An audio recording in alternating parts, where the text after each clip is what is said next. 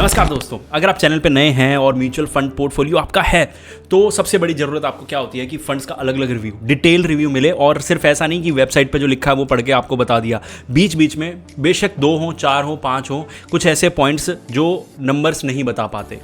ठीक है, जैसे फंड मैनेजर कैसा परफॉर्म कर रहे हैं या फिर इस चीज़ से क्या इम्पैक्ट पड़ेगा, तो उन चीज़ों के बारे में इस चैनल पे बात होती है। तो मुझे लगता है आपको ये चैनल अच्छा लगेगा क्योंकि डिटेल रिव्यू होता है, बहुत सारे फीडबैक मिले हैं इसलिए बोल रहा हूँ। ठीक है, कि हमारी जो वीडियोज़ होती हैं काफ़ी डिटेल्ड होती हैं। लेकिन हाँ, जो ये वीडियो होने वाली है म्यूचुअल फंड पोर्टफोलियो रिव्यू के बारे में होने वाली है। अगर आप चाहते हैं कि आपका म्यूचुअल फंड पोर्टफोलियो हम रिव्यू करें तो कमेंट बॉक्स आपके लिए ओपन है। और जिन लोगों ने पहले कमेंट किए थे, हमने उनको नंबर अलॉट किए थे, तो उनका नंबर यहाँ पे आ गया है काफ़ी लोगों का। पिछली वीडियो में 3 और इस वीडियो में फिर से 3, उससे पहले 3-4 हम कर चुके हैं। और जो हमने रैंडम ऑर्डर से उठाए थे 5-6 वो भी हम कर चुके हैं। तो काफ़ी हद तक हम काफ़ी आगे बढ़ चुके हैं और आगे भी करते रहेंगे। जिनको नंबर अलॉट्स नहीं हो रहे उनका भी बीच में एक आधा पोर्टफोलियो पिक कर लिया जाएगा। बाकी हम नंबर से तो चलेंगे ही चलेंगे। अब यहाँ पे जो स्क्रीन पे आप नंबर देख रहे हैं ये उन लोगों के लिए है जो पोर्टफोलियो मैनेज करवाना चाहते हैं। जो लोग शायद चैनल पे थोड़ा सा पुराने हैं या जिन्होंने कुछ वीडियोस देख रखी हैं, जिनको ट्रस्ट है और जिनको लगता है कि आप जो चीज़ 10 साल में करने वाले हैं वो शायद मैं 8 में कर दूं, या जो आप चीज़ 20 साल में करने वाले हैं वो मैं 17, 16, 15 या 18 किसी में भी कर दूं, तो मैं कह रहा हूं आपको जो डिफरेंस आएगा ना आपकी वेल्थ क्रिएट होने में, ज़मीन आसमान का आ जाएगा। और आपकी जो जेब से जाएगा ना, आपको कुछ मतलब ऐसे लगा लो आपको कॉस्ट लगने ही नहीं वाली। क्योंकि यहाँ पे ना क्या होता है, पैसा मार्केट से निकाला जाता है, आपकी जेब से नहीं।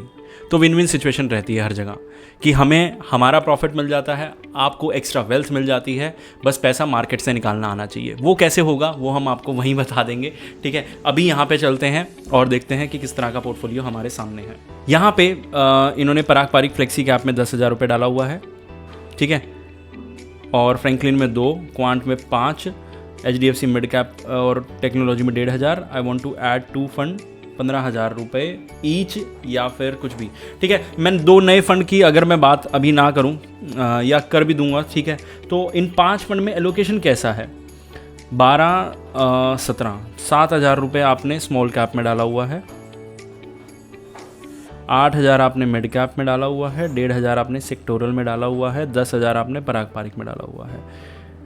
ठीक है, कोई इतनी दिक्कत वाली बात मुझे नहीं लगी इसके अंदर।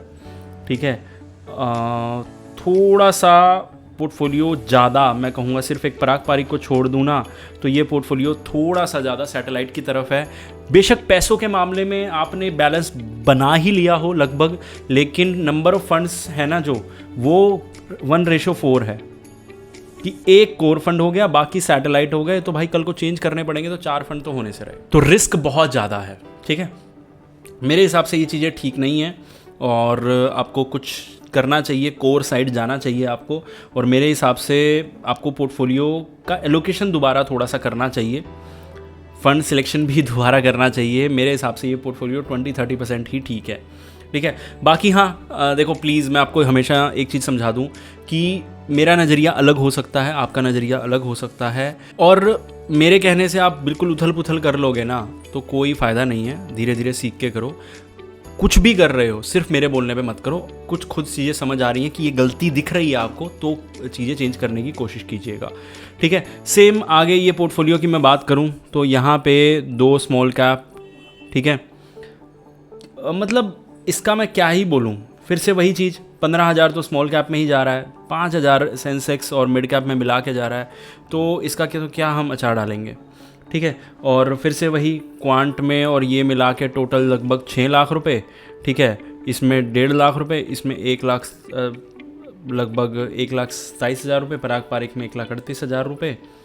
पोर्टफोलियो नहीं है ये बहुत जल्दी, मतलब मैं तुम्हें बताऊं, ये स्मॉल कैप बकेट वाली चीज़ है और मैंने जितनी बकेट्स बनाई है ना उस बकेट में सबसे one of the worst performer रहती है ये बकेट। ये आपको सिर्फ रिटर्न दिखाती है, ये सपने दिखाती है। ये देखो रिटर्न आ गए, लेकिन फिर धड़ाम आप प्रॉफिट बुक नहीं कर पाते। ये वाली अगर इन्वेस्टिंग करनी है तो स्टॉक्स में जाइए, प्रॉफिट बुक कीजिए और निकल जाइए। यहाँ पे ये चीज़ मत कीजिए, कोई फ़ायदा नहीं है। मैं आपको 10 बार समझा चुका हूँ कि देखो अब यहाँ पे आपने 20%, 20% माइनस 10%, 15%, 15%, 0%। अब आप देखोगे, आप कहोगे कि भाई इसका एवरेज क्या है, इसका एवरेज आ रहा है 10%, इसका एवरेज भी 10% आ रहा है। आप कहोगे भाई हमें तो 10% रिटर्न मिल रहे हैं, या मैं अगर इसको 21 कर दूं तो इसका एवरेज 10 से बढ़ जाएगा, 11 लगभग हो जाएगा। ठीक है, आप 11 लगा लो। अब आप कहोगे कि 11% वाला रिटर्न बेटर है, लेकिन आप कैलकुलेशन करके देख लो, 1,21,000, 1,44,000 और फिर 10% जब घटेगा तो लगभग 1,30,000 रुपये आपकी गाड़ी आके खड़ी हो जाएगी। और ये 1,15,000 और फिर उसके ऊपर लगभग 1,32,000 के ऊपर, जिसकी एवरेज 10 है, वो आपको ज़्यादा रिटर्न दे रहा है। ये कंसिस्टेंसी होती है। समझ आ गया हो तो समझ आ जाएगा कि स्मॉल कैप कितने घटिया होते हैं, वो बाकी मर्जी है आपकी।